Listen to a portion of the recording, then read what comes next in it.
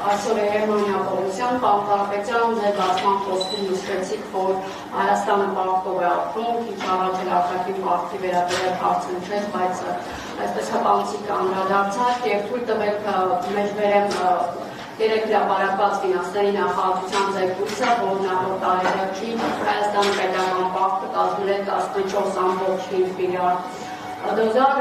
դուք ունեք հստակ մշակված ծրագիր, թե պետական պարտքը իշխանության գալու դեպքում ինչպես է փոխվելու եւ նշեցիք, որ այլընտրանքային շուկաներ են տնտեսության զարգացման համար անհրաժեշտ, ներկայիս իշխանությունը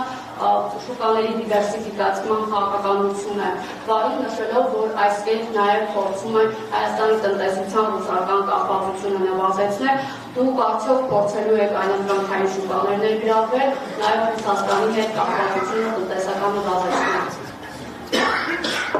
Այլընտրանքային շուկաները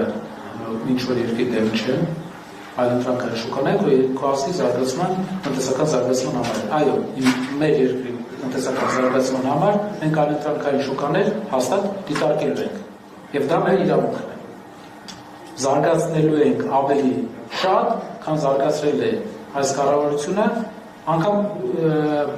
8 տարվա ընթացքում իր ունեցած արդյունքը մենք շատ կարճ ժամանակահատվածում վստահ կունենանք։ Առաջին հարցը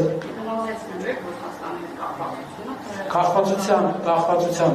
խնդիրը ուրիշ ձև է։ Տնտեսական կախվածությունը մի երկրից, այն դեպքում, երբ որ դու ունես այլընտրանքային ուրիշ երկրների հետ շուկայական հարաբերություններ ակտիվ առևտուր, ավելացնելու եք այլ տարածաշրջանների հետ ակտիվ առևտուրը։ Պետական պարտքը ամենաբարդ հարցերից է։ Մենք գիտենք, որ աշխարհում կա Լիբանանի փորձ, որ Լիբանանում մի կառավարություն կար, որ այսպիսի բաներ էր անում, նման վերցնում էր վարկերով, ինչ-որ ենթակառուցվածք էր սարքում, ընտրվում էր, վերցնում էր վարկերով, ինչ-որ պրոցեսներ անում, մարդիկ այդ կարճաժամկետ վարկերով լավ էին ապրում, բայց երկարաժամկետ երկիրը խնդիրների առաջ կանգնեց, որը մինչև հիմա ձգվում է։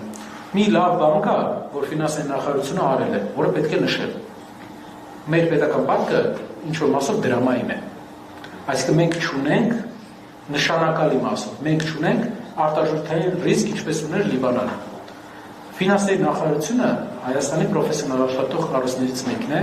որը մենք չենք կարող չընդգծել։ Հուսով եմ նույն պրոֆեսիոնալիզմով կշարունակել ուղղակի քաղաքական առումով այս 6 ամիսը։ Ուղղակի քաղաքական առումով գոնե կես տարվա բյուջեի մեջ ինչ որ առումով պետական պարտքի հատվածը կառավարելի կսարքեն, որպեսզի հաջորդ կառավարություններին